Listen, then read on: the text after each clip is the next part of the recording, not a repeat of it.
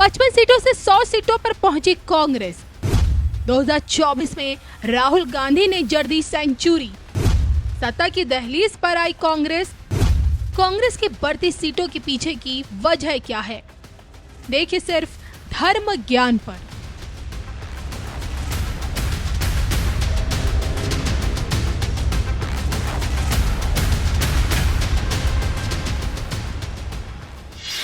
BJP एक record कायम करने जा रही है। माननीय मोदी जी भी एक रिकॉर्ड कायम करने जा रहे हैं, तीसरी बार प्रधानमंत्री बनने जा रहे हैं।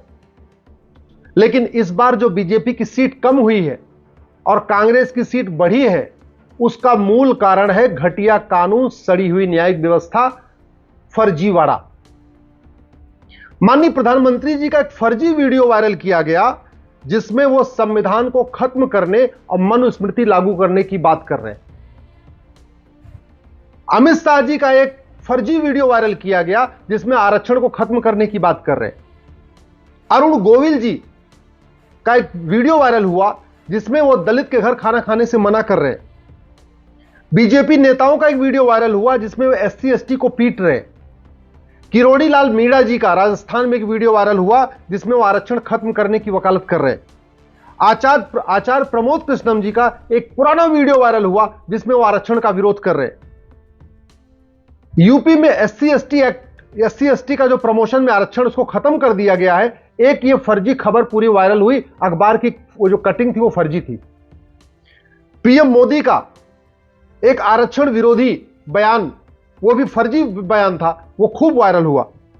अखिलेश यादव जी एक मंदिर में गए, बाद में उस मंदिर को धोया गया, ये भी एक फर्जी वीडियो था लेकिन खूब वायरल हुआ। आरक्षण के खिलाफ भागवत जी का एक फर्जी वीडियो जबरदस्त वायरल किया गया।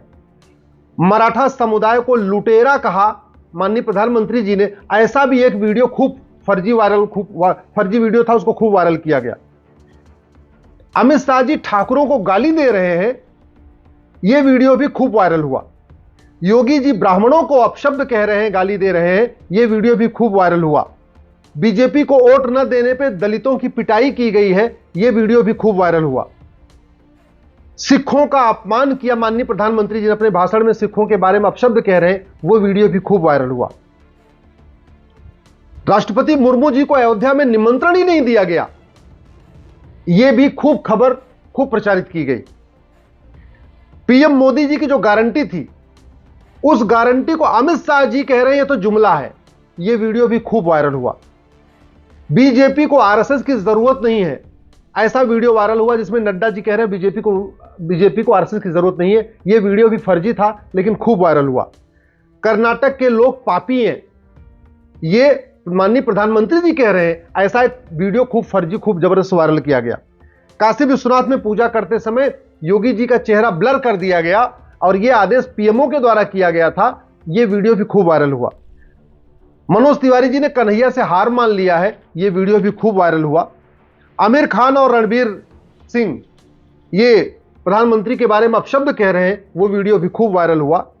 सलमान खान और शाहरुख खान प्रधानमंत्री जी के बारे में अपशब्द कह रहे हैं और लोगों को मोबिलाइज होने के लिए अपील कर रहे हैं, वो वीडियो भी खूब वायरल हुआ। अल्लू अर्जुन और रवीना टंडन कांग्रेस का प्रचार कर रहे हैं, ये वीडियो भी खूब वायरल हुआ। और सबसे बड़ी बात तो 1 लाख की गारंटी वाला वीडियो जो प्रधानमंत्री राहुल गांधी का था, खटाखट 1 लाख, खटाखट 1 लाख, वो वीडियो खूब वायरल हुआ। इसलिए मैं कह रहा हूं, ये जो भाजपा की सीटें कम हुई हैं और कांग्रेस की सीट बढ़ी है, इसका मूल कारण है घटिया कानून, सड़ी हुई न्यायिक व्यवस्था, सड़ी हुई चुनाव व्यवस्था। ये जो रिप्रेजेंटेशन ऑफ पीपल एक्ट है जिसके द्वारा पूरे देश में चुनाव होता है, ये 1951 में नेहरू जी ने बनाया था। वो कानून सड़ चुका है, उसको बदलने की जरूरत है। 1 नेशन 1 इलेक्शन कोड लागू करने की जरूरत है। भारत के ऊपर 225 लाख करोड़ का कर्जा है, हर भारतीय 1.5 लाख के कर्जे में डूबा हुआ है। इसके बाद भी राहुल गांधी कह रहे हैं 1-1 लाख रुपए दूंगा, खटाखट खटाखट खटाखट, और उनके ऊपर कोई कार्रवाई नहीं हुई। क्यों? क्योंकि हमारा 1991 का कानून, 1951 का कानून जो नेहरू जी ने बनाया था, 1951 रिप्रेजेंटेशन ऑफ पीपल एक्ट, वो महाघटिया है, वो कोई रोक ही नहीं लगाता है। एक फर्जी वीडियो वायरल किया गया जिसमें बीजेपी के नेता कह रहे हैं जब तक 200-300 लोग बंगाल में मरेंगे नहीं, तब तक बीजेपी की सरकार नहीं बन पाएगी। वो वीडियो भी फर्जी था लेकिन वायरल किया गया। उससे लोगों में ये बात समझ में आई कि अच्छा, ये जो मर्डर, जो हत्या हो रही है, उस पर कोई कार्रवाई इसलिए नहीं हो रही। महाराष्ट्र में मराठों के खिलाफ बीजेपी नेताओं के झूठे बयानों का वीडियो खूब वायरल हुआ। उत्तर प्रदेश में दलित बनाम संवर्ण करने के खूब झूठे वीडियो वायरल हुए। ब्राह्मणों को गाली देने का वीडियो वायरल हुआ, क्षत्रियों को गाली देने का वीडियो वायरल हुआ। और यह सब इसलिए चलता रहा क्योंकि हमारा कानून घटिया है। साइबर फ्रॉड के खिलाफ हमारे पास कठोर कानून नहीं है। फर्जी खबर फैलाना हमारे यहां गंभीर अपराध नहीं है। फर्जी वीडियो बनाना हमारे यहां गंभीर अपराध नहीं है।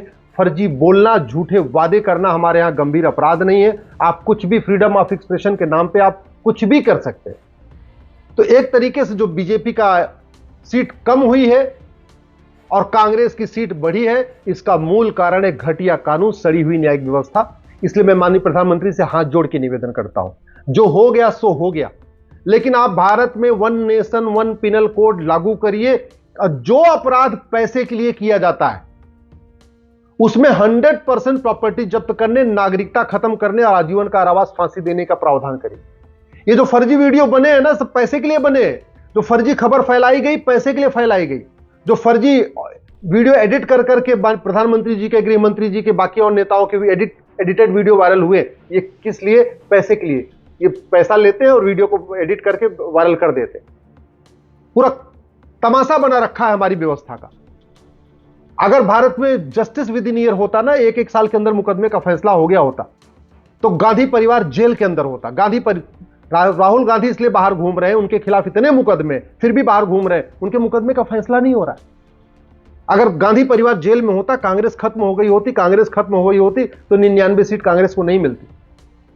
संपत्ति को आधार से लिंक किया होता तो हमारे जितने सफेद पोस्ट बाहर घूम रहे हैं ना, जो कोई समाजवाद की बात करता है, कोई गांधीवाद की बात करता है, कोई गंगा जमनी तहजीब की बात करता है, कोई बात, सबके कालाधन बेनामी संपत्ति पकड़ में आ गई होती। और एक साल के अंदर मुकदमे का फैसला करने और संपत्ति 100% जब्त करने, नागरिकता खत्म करने का कानून होता, आधे नेता छोड़ के भाग गए होते, विदेश भाग गए होते।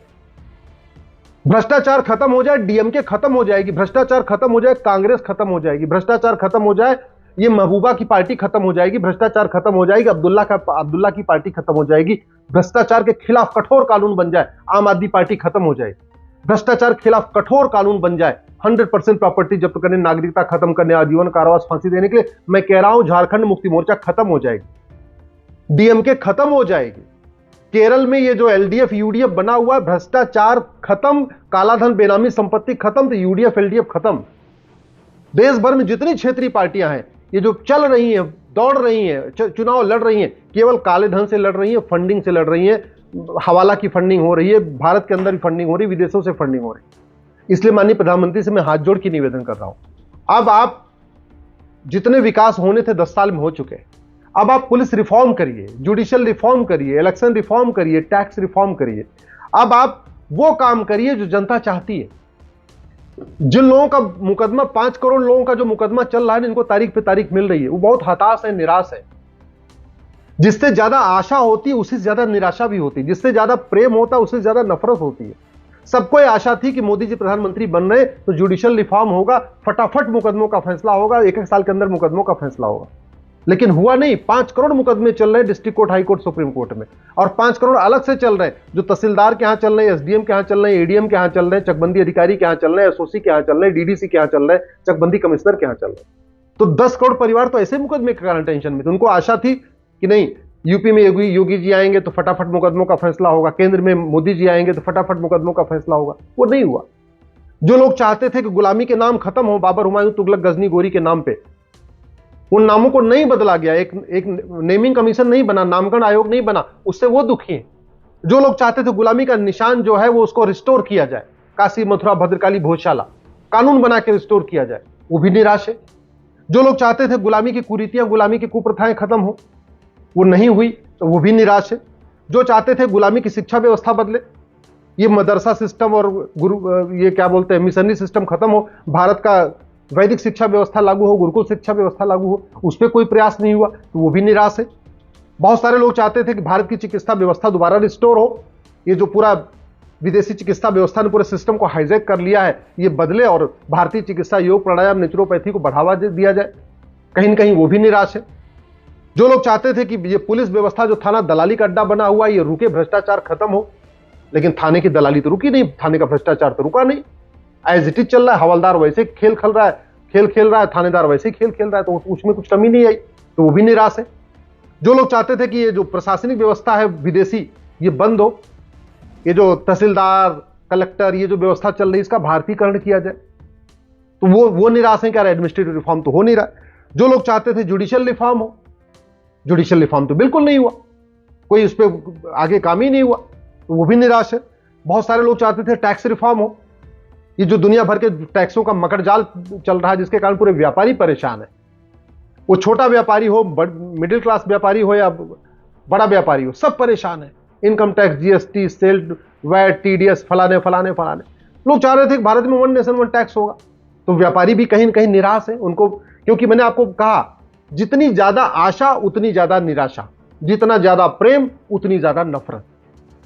मोदी जी से इतनी ज्यादा आशाएं हैं, इतनी ज्यादा आशाएं कि थोड़े लोग निराश हो रहे। जिनको लगता था कि भाई ये इलेक्शन में जो अपराधी आते जा रहे हैं इनका रोकथाम होगी, लेकिन अपराधी आज भी चुनाव लड़ रहे। तो हमने इलेक्शन रिफॉर्म पे कोई काम नहीं किया, हमने घूसखोरी, कमीशनखोरी, दलाली के खिलाफ कठोर कानून नहीं बनाया, हमने जमाखोरी, कालाबाजारी, मुनाफाखोरी के खिलाफ, मिलावटखोरी के खिलाफ कठोर कानून नहीं बनाया, हमने नशा तस्करी के खिलाफ कठोर कानून नहीं बनाया, मानव तस्करी के खिलाफ कठोर कानून नहीं बनाया, अवैध हथियारों का जो कारोबार चलता है उसके खिलाफ कठोर कानून नहीं बनाया, हमने हवालाबाजी, कबूतरबाजी, नक्काली, घटतौली के खिलाफ कठोर कानून नहीं बनाया, हमने जो काला धन, बेनामी संपत्ति 100% जब्त करने और नागरिकता खत्म करने, आजीवन कारावास, फांसी देने के लिए कानून नहीं बनाया, हमने माओवाद, नक्सलवाद, अलगाववाद, कट्टरवाद के खिलाफ कठोर कानून नहीं बनाया, हमने घुसपैठियों की 100% प्रॉपर्टी जब्त करने, घुसपैठियों और उनके मददगारों की नागरिकता खत्म करने, आजीवन कारावास देने के खिलाफ कठोर कानून नहीं बनाया, धर्मांतरण के खिलाफ केंद्रीय स्तर पर कोई कानून नहीं बना, जनसंख्या नियंत्रण के लिए पूरे देश में आंदोलन हुआ लेकिन जनसंख्या नियंत्रण कानून नहीं बना, घुसपैठ के खिलाफ कठोर कानून नहीं बना। तो इससे निराशा है। तो बीजेपी की सीट कम होने और कांग्रेस की सीट बढ़ने के अनेक कारण है, उसमें कैंडिडेट का सिलेक्शन भी हो सकता है। वक्फ एक्ट को खत्म नहीं किया, प्लेस ऑफ वर्शिप एक्ट को खत्म नहीं किया, माइनॉरिटी कमीशन एक्ट को खत्म नहीं किया। जितने भी कांग्रेस ने कानून बनाए थे हमने किसी भी कानून को खत्म नहीं किया, चाहे 1954 का ड्रैगन मैजिक एक्ट था उसको खत्म नहीं किया। तो लोगों की आशा थी कि सरकार आएगी हमारी तो जितने कांग्रेसी कानून हैं ये भी खत्म होंगे, जितने अंग्रेजी कानून हैं ये भी खत्म होंगे, भारत में पुलिस थाने का भ्रष्टाचार खत्म होगा, तहसील का भ्रष्टाचार खत्म होगा, जिले का भ्रष्टाचार खत्म होगा, एजुकेशन डिपार्टमेंट का भ्रष्टाचार खत्म होगा, हेल्थ डिपार्टमेंट का भ्रष्टाचार खत्म होगा, पीडब्ल्यूडी का भ्रष्टाचार खत्म होगा, रेलवे का भ्रष्टाचार खत्म होगा। लोग जाएंगे किसी काम के लिए तो उनको वहां पे बार ऑफिस दौड़ाया नहीं जाएगा। लोगों को ये आशा थी कि अगर अब जो है तारीख पे तारीख नहीं मिलेगी बल्कि न्याय होगा।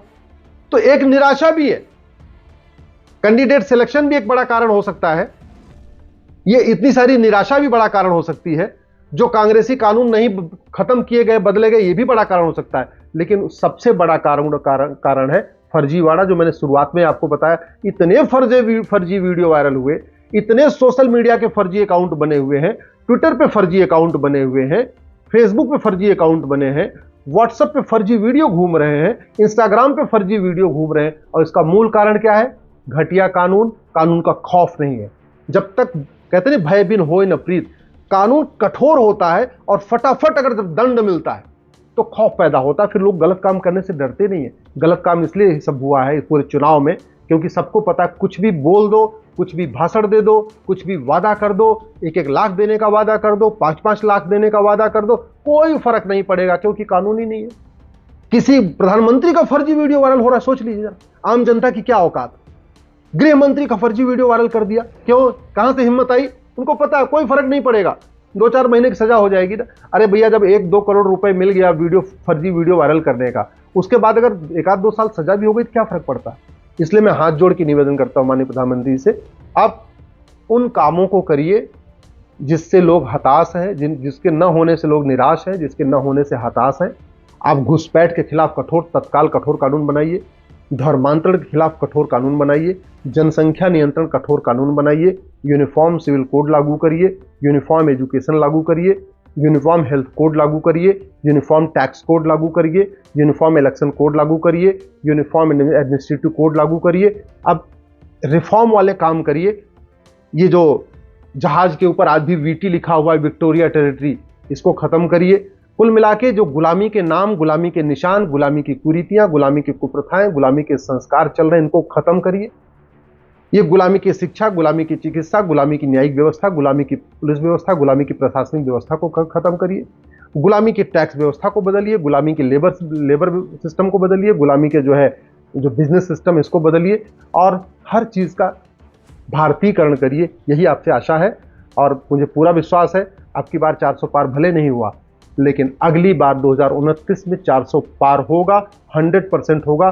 केवल ये जो 20 सूत्री कार्यक्रम मैंने कहा है, पहले कई बार कह चुका हूं, उसको लागू कर दीजिए।